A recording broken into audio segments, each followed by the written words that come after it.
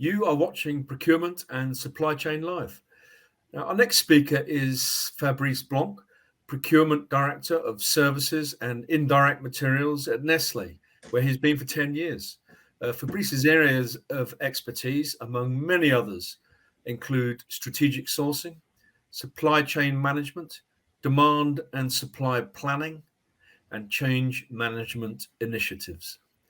Now, today, Fabrice will be talking about leveraging new technology to improve sourcing, sustainability, and flexibility. Fabrice, over to you.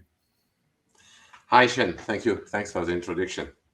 Welcome. I'm really glad to be able to spend some time with you to talk about this subject, which is very important to me. So let's jump into it right away. Sure. So actually, I am in Nestlé for close to 20 years, and currently I'm based in Canada, where I look after S&IM, Service and Direct Material, and PPL, like you said, Sean. So thanks for that. Let's move on to what we want to talk about today. So I will quickly go through a quick introduction about the context and why things are changing. Then I'll take you through some examples of technology we are currently leveraging already at Nestlé, and I will deep dive a bit more into the wider use of the technology with an overview, and to focus on the first one, on automated e-tender on the auction, which I believe is really a big something big for the future, and then a focus on sourcing flexibility and all what we've seen becoming even more important with the crisis we've been through in the past 2 years. And finally, I conclude quickly discussing about the impact on supply chain talents of all this change and expectations that are being different. So let's go into the changing context. Today, there is clearly a need to redefine the objective of procurement and supply chain.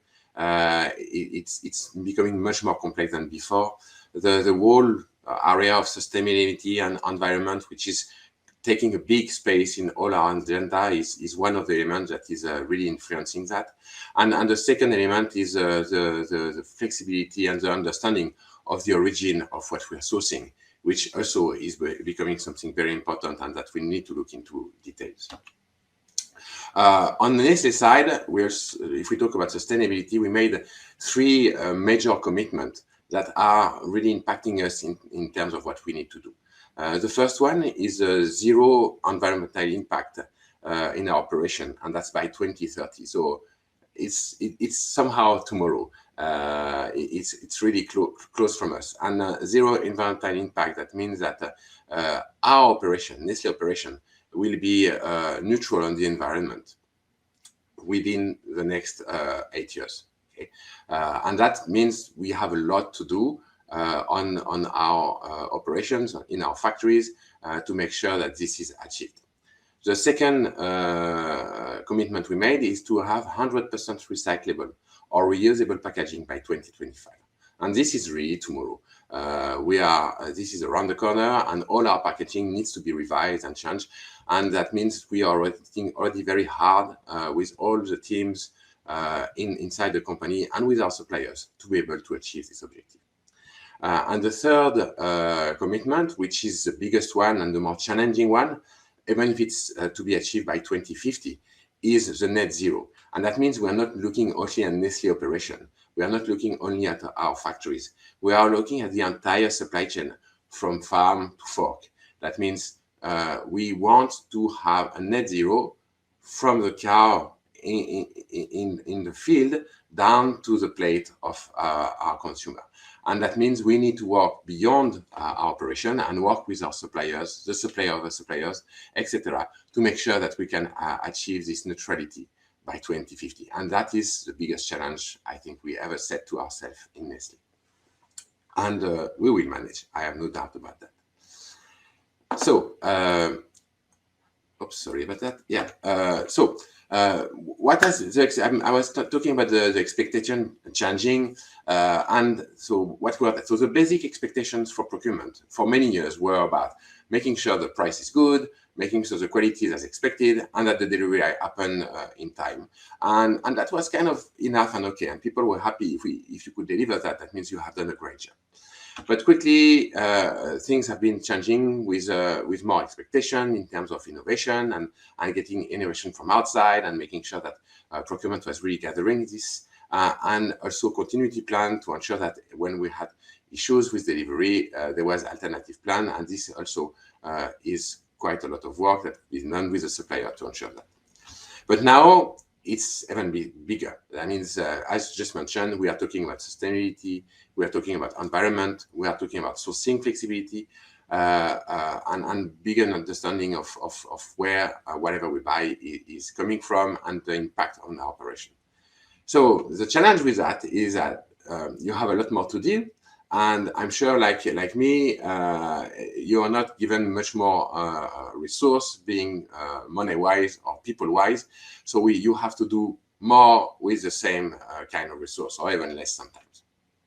And this is where automation is coming into play to really free the time from our teams to enable them to really focus their value and energy where it makes sense, rather than spending time in running tenders, in creating contract. We want people to really go and look in the value where it's necessary on these new important subjects, which are sustainability, environment, and flexibility.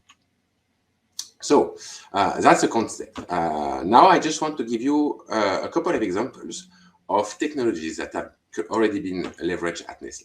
So on the left, you can see something that might be familiar to some of you.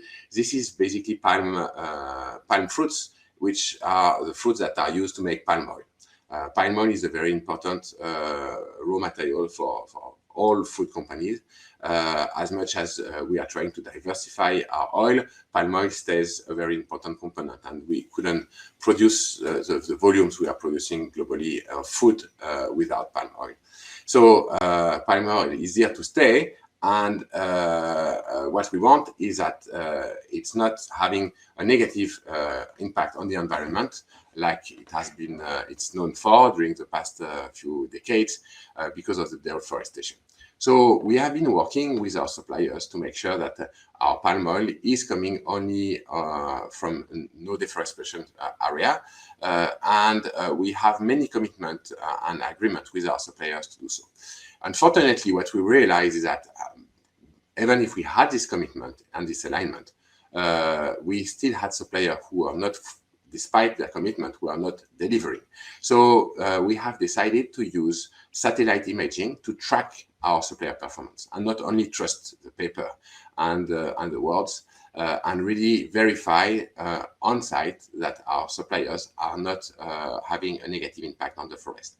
So this is in place. We have regular monitoring via satellite imaging, and this is working really fine. So this is one example where we have used technology.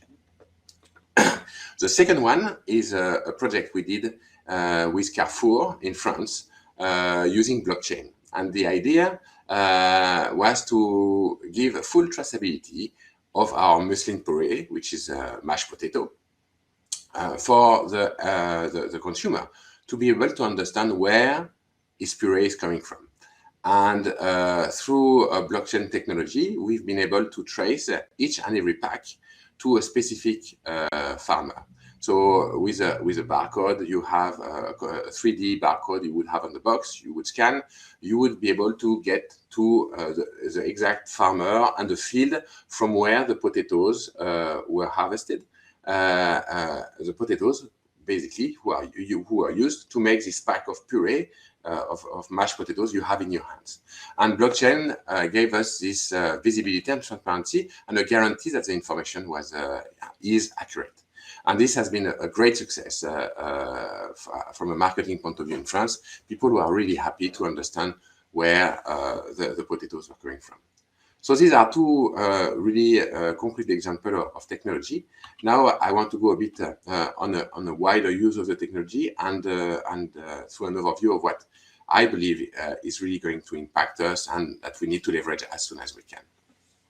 So the first part that we need to look into is basically the predictive AI. So here, this is about machine learning and artificial intelligence. And there are two main areas for procurement where it's critical. The first one is about mostly our commodities and our raw material and even packaging to really have some price prediction, to understand the market in advance and being able to manage our price so that we are not impacted from a risk point of view in a negative way.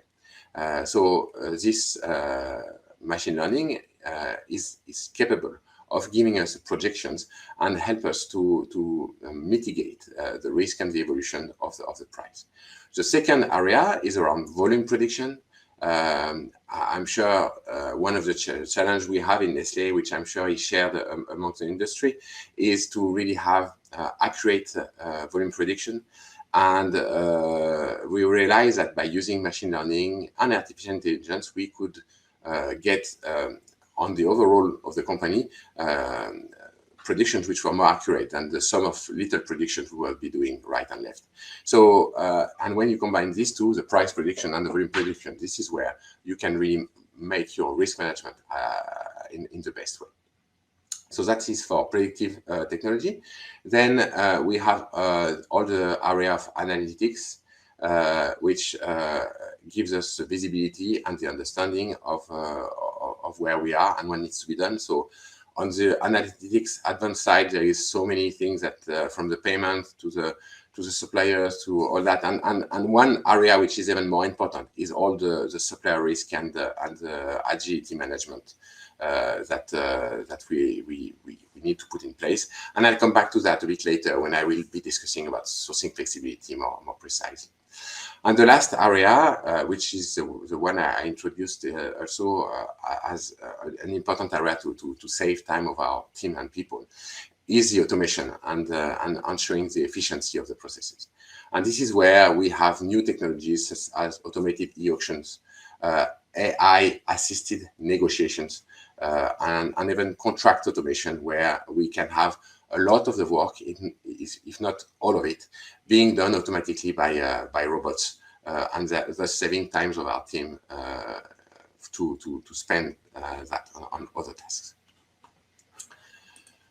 So let's focus on the automated tender and the auction. So we already have in place systems that enable us to completely automate tenders, from the data extraction to the creation of the tender, the generation of the email. This can be completely done by a robot. Then we have the auction monitoring, which can be done by a robot. We like sometimes to have humans, so we can make sure that it goes the right way, but it could also be done by a robot fully. And then the reporting can be automated and to the point to the contracting and ordering. Once you have all this done, decision taken, you can generate the contract automatically without really having people looking into this and manually processing that. What is the value of that? Of course, it's faster because it goes faster and it's more efficient. Ultimately, it's hands-free, which also guarantees a lot of added value. We have a full transparency of the data because we don't have human judgment or mistakes coming into play, and it's fully transparent. And all this enables us to basically increase highly the frequency. Before, maybe you would go for tender every year and a half, but in some area you could decide to go with tender every month, every 2 weeks, because that's the right frequency to get the best price. And now you can afford to do that because it's automated.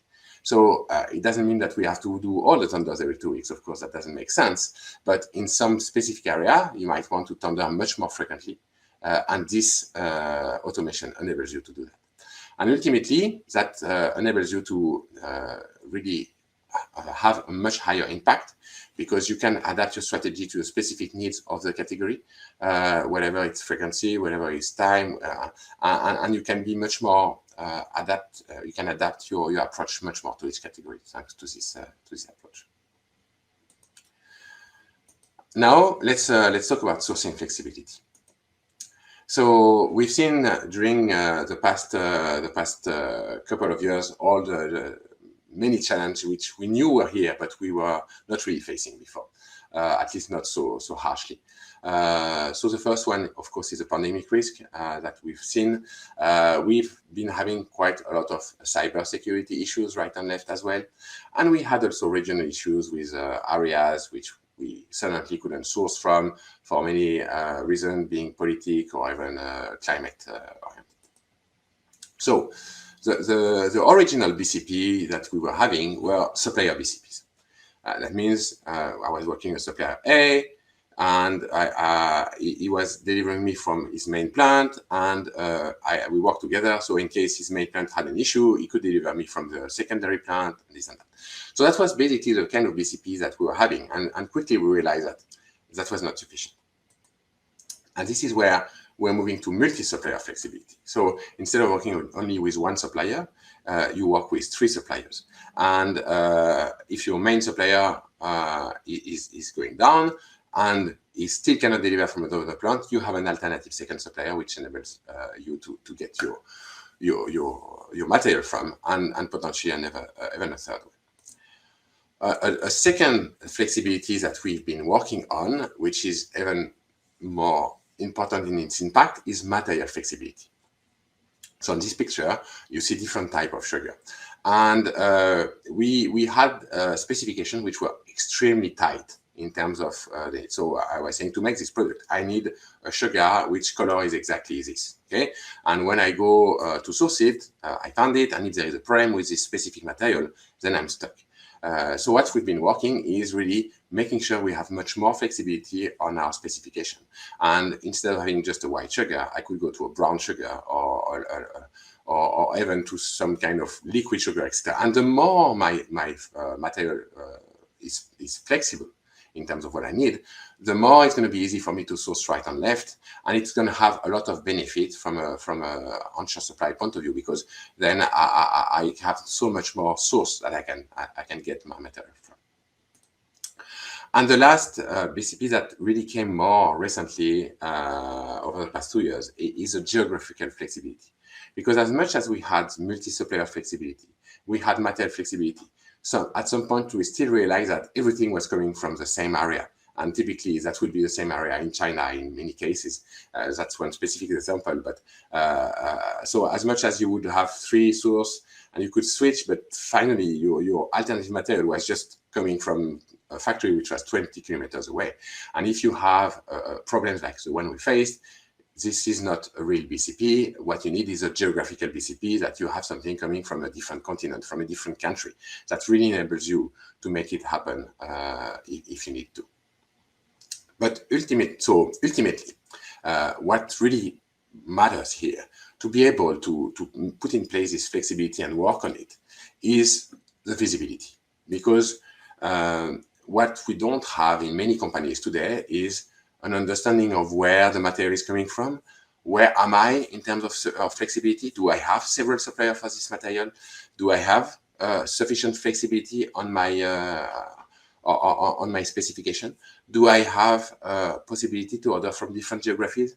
And I'm sure very few of you have all this complete data visible and on which you can take actions to really put the plan in place and understand what is it I need to do. So the flexibility, the visibility is really the most important element, and we've been working hard on our side to put that in place. And we have now a really deep visibility on all that, and we are going through all the actions to address it. So ultimately, what does it mean for our supply chain talent? Because all these are new elements, a lot of more work. We are somehow saying, okay, maybe negotiation is not the number one element of a buyer anymore. And it's good to be a good negotiator, but that's not sufficient. Okay. So what are the impact on our talents? So the first one is really to to have this thinking and that always start from the consumer or the customer, but and starting there and being backward. So basically, I'm doing it for a purpose, and the purpose has to serve the consumer or our customer. If it doesn't, then I should not do that. And everyone should be thinking that way. And when you're doing something, when you're putting something in place, if you're doing a tender, if you're doing an alternative, ultimately it's to serve the consumer, either to have a product which is better priced, either to ensure that the product will be on the shelf, but it has to have an impact. So having this mindset is really important. And that comes to my second point, which is basically being a natural end-to-end thinker. So not really looking at my job, at my action as an individual action within a scope which I don't understand, but really understand what is the impact of what I do over the people before me, the people after me, and how do we work all together. And of course, really having a high level of curiosity and being ready to learn, because things are changing so much. There is much new tool every day, new ways of going forward.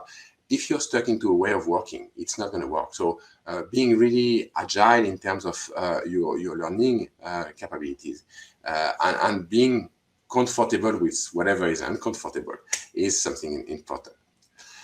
And ultimately, what we realize that when we say all this, it's about working with others, working with the business, working with our consumers, our customers, to make sure that all this works together, that we work together for innovation, and bring all these elements so that we have really a successful stakeholder management and a collaboration that delivers all the expectations that we have. So that's it for my presentation today. Sean, I don't know if you have any question on your side that are coming through.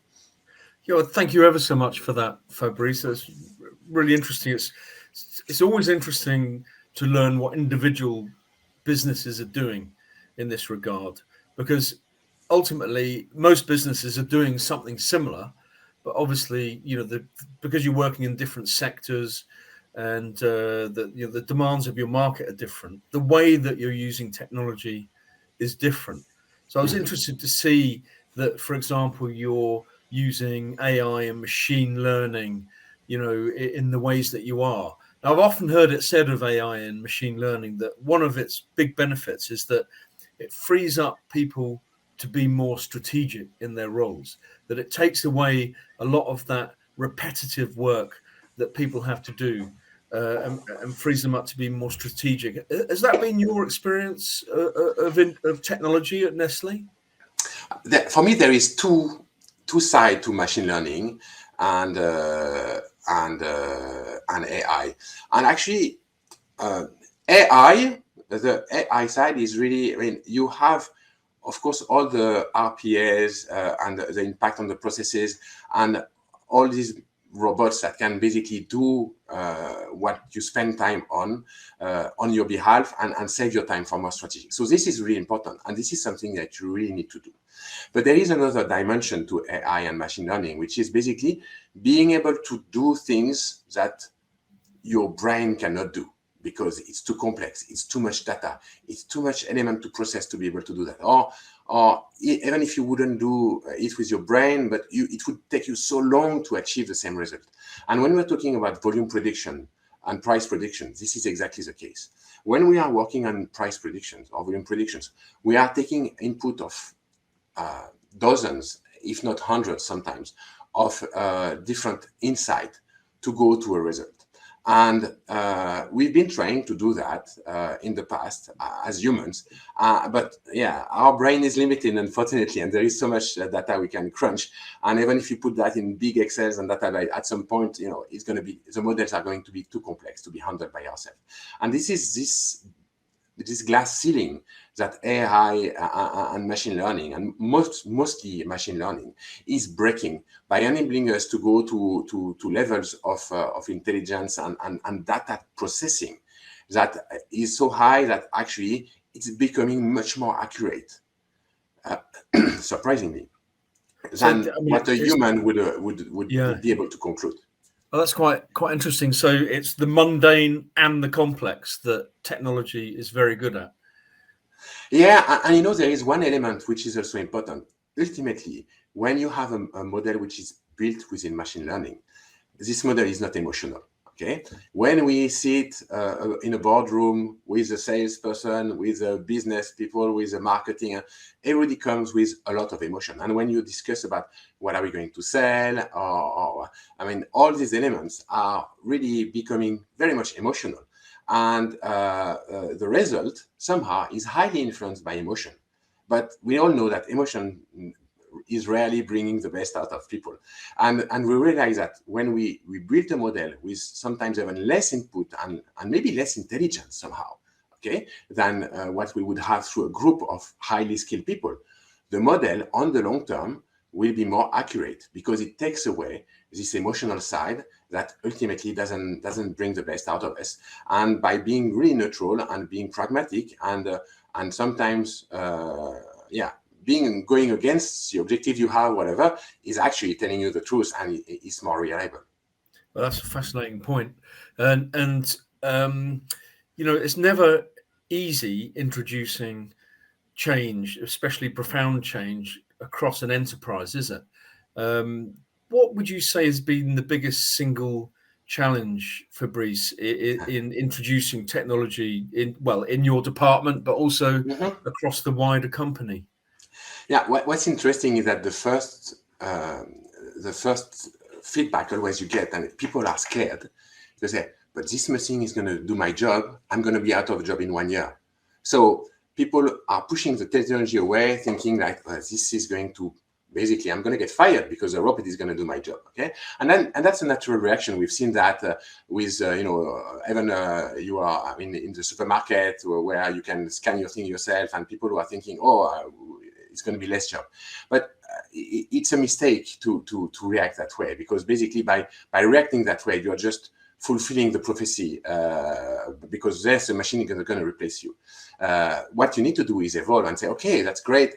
What can I do? How can I leverage this technology and therefore change my job to bring something else, And this is where the barrier here, you need to work with people to make them understand they have to change, they have to do something else, they have to bring a different kind of value. And as long as the value is here, they don't have to worry. And there is value, there is no doubt. So it's not because the machine is going to run your tender that you're going to be useless as a buyer. You're going to have many other things to do, and you're going to bring more value because you're going to basically use the tool to run your tender.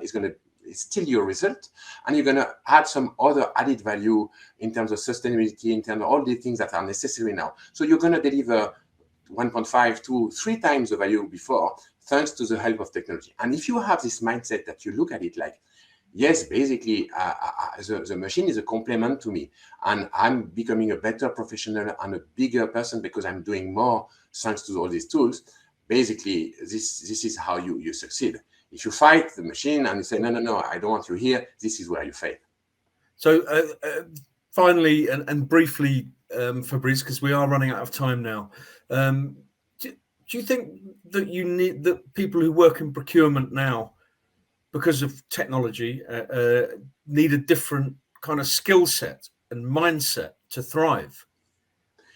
Yeah. If you come to procurement thinking I'm a great negotiator and I'm going to go and sit with suppliers and negotiate 90% of my time, this is not going to work. You're going to have to, and I think the biggest one is really to be a business partner. Being able to go and talk to a supplier, but talk to a person inside the company, and being this link, this glue, this cement between every piece of the company that you're going to put together and make it happen. And I think this is really where procurement role is changing from something which used to be processing, then which used to be seen as a kind of just a piece of the puzzle, to really this glue which is putting all these people together for success and for reaching the goal of supply chain, which is basically making sure the product is on the shelf at the best price and with the best quality. Thanks very much for that, Fabrice. Well, sadly, that's all we've got time for at the moment. So I'd like to thank you, Fabrice, for taking part, and thank you on behalf of everybody who's watching this live at Procurement and Supply Chain live show. Fabrice, thank you very much for your time. Thank you, Sean. I was really glad to be with you here today. If there is any question, you can find me on LinkedIn. I'm happy to have private discussion with people. So do not hesitate to reach out to me. Thanks. Great. I'm sure some people will take you up on that. Thank you, Fabrice. Okay. Thank you. Now, don't go anywhere because our next speaker is up shortly.